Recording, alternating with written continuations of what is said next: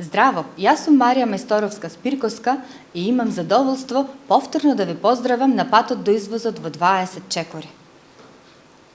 Подготвени ли сте за извозна продажба? Ги познавате ли царинските процедури при извоз? Каква е улогата на вашиот царински застапник? Познати ли ви се новините кај скратената извозна постапка? Дали знаете која е документацијата која треба да ја презентирате пред царинските органи за извоз? Ние, учесниците во проектот Трговија без граници, ви подготвивме корисни упатства за непречено спроведување на овие постапки. Нив ќе ви ги презентира мојот колега Александар Петровски од Царинската управа на Република Македонија. Но пред да ве препуштам на неговото искусно водство, дозволете да ве потсетам на организаторите на овој прв курс на македонски јазик, наменет за извозници почетници и оние кои се уште се подготвуваат за првиот извоз. Тоа се Предприемачкиот информативен центар за развој на мали и средни предпријатија од пограничниот регион на Битола и неговите грчки партнери во проектот кој е финансиски поддржан од Европската Унија. Се надевам дека лекцијата која следи ќе ви биде од корист.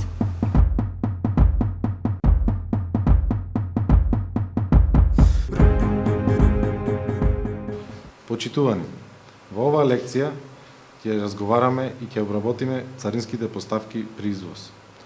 Согласно член 4, став 19 од Царинскиот закон, царинско дозволено постапување или употреба на стока е едно од следните: пуштање на стока во слободен промет, транзит, царинско складирање, увоз за облагородување, преработка под царинска контрола, привремен увоз, извоз за облагородување и на крај извоз.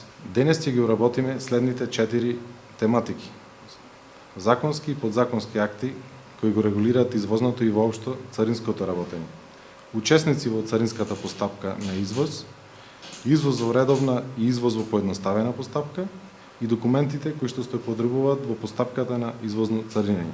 Како основен закон во делот на царинското работење е Царинскиот закон. Тој се состои од повеќе членови кои што на почеток ги дефинираат основните поими во царинското работење, а потоа навлегуваат во поединечни области на царинското работење и на крај завршуваат со казнените прописи во делот на царинското работење. Вториот закон по значење во делот на царинското работење е Законот за царинска тарифа. Законот за царинска тарифа е потполно во согласност со хармонизираниот систем на Светската царинска организација и со комбинираната номенклатура на Европската Унија. Трет закон кој што вреди да се спомене во делот на извозното работење е Законот за царинска управа. Со овој закон се регулира комплетната организација и работа на царинскиот орган, односно на Царинската управа на Република Македонија, со сите своји оделенија, сектори, царинарници и царински испостави. Четврт закон кој допира во извозно-царинското работење е Законот за акцизи.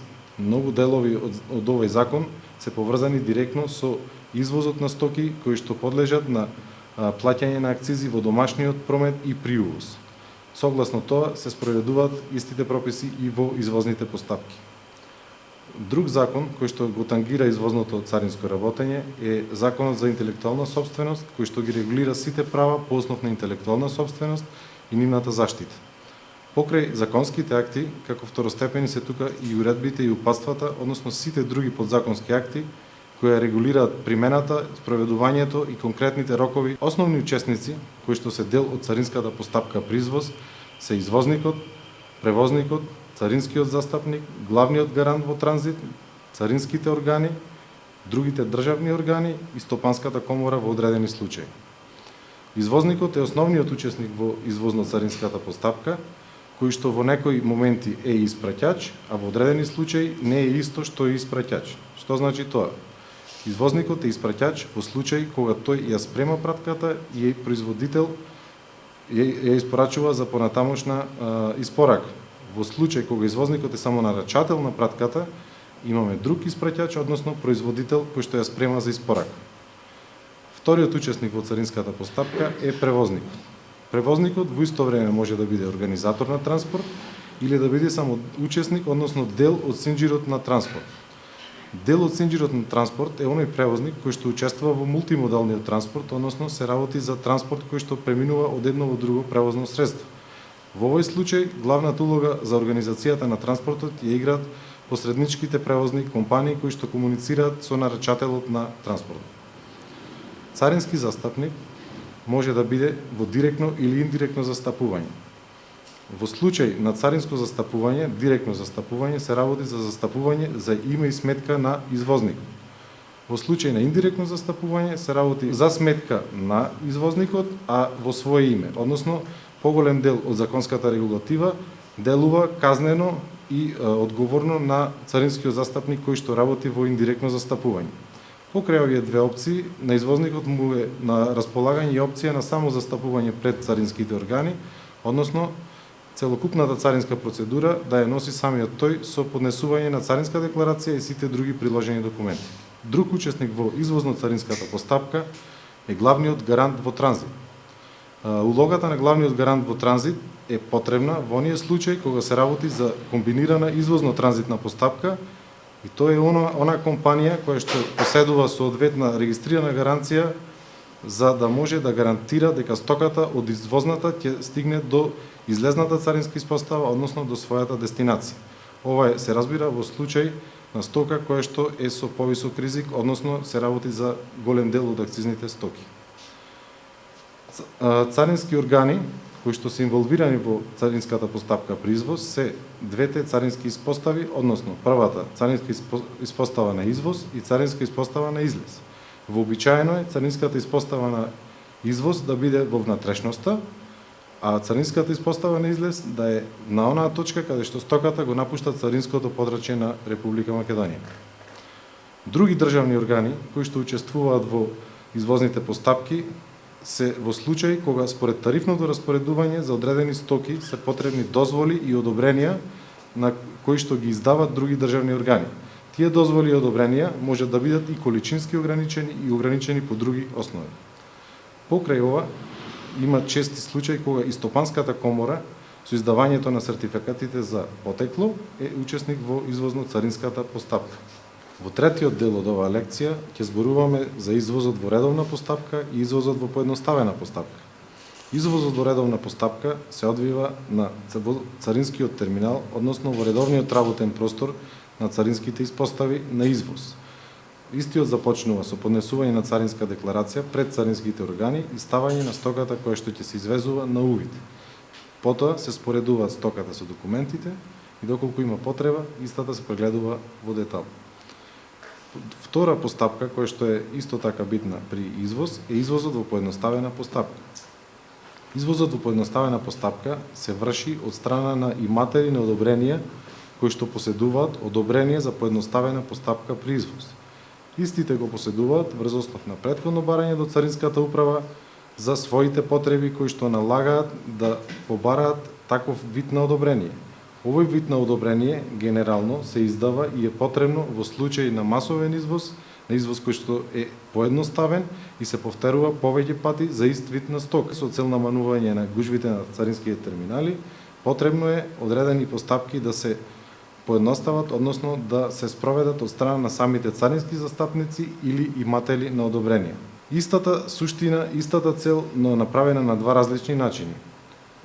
Логистичките предности генерално се на страната на извозот во поедноставена постапка поради скратување на времето и скратување на транспортната рута. Во четвртиот дел ќе зборуваме за документите кои што се употребуваат во постапката на извоз и извозно царинење. Основниот документ, како и секаде, е фактурата. Покрај фактурата, во одредени случаи се употребува и профактура, која што генерално се користи во случај кога стоката не се плаќа, односно се испраќа како мостра до странскиот примач. CMR-от е исто така еден од основните документи, покрај него во случај на железнички транспорт се користи ЦИМ, односно железнички товарен лист. Пакинг листата е еден од документите кои што реално ги дефинира начинот на пакување и контролата на стоките. Ја го овозможува тоа да се одвива на многу полесен начин и одредени уверенија и одобренија доколку истото е пропишано согласно тарифното распоредување на стоките кои што се извезуваат. Сите овие претходно наведени документи се приложени кон ЕЦД-то, односно единствениот царински документ за извоз. Единствениот царински документ за извоз го подготвува царинскиот застапник или самиот извозник, зависно од видот на застапување. Истиот го поднесува до царинскиот орган заедно со сите претходно приложени документи. Во одредени случаи потребно е да се поднесе и електронска транзитна декларација. која што служи за покривање на транзитниот дел од извозната операција. Транзитниот дел значи дека одредена стока има повисок ризик, односно дека истата стока е подлежна на повисоки давачки од вообичаено за другите извозни стоки. Поради тоа е потребно главниот гарант да ја приложи својата гаранција во електронската транзитна декларација, која што гарантира дека стоката од извозната до излезната испостава ќе стигне во непроменета состојба, без уништување на царинските обележја и во определените рокови. Покрај ова, во одредени случаи, кај извозот на акцизни стоки, односно кај оние производители кои што поседуваат акцизни складови, се користи и акцизен документ при извоз. Истиот служи за допрема на стоката од акцизниот склад, кој што се поседува со посебно одобрение, до царинската испостава на извоз. Тука неговата функција завршува и започнува редовната извозна поставка.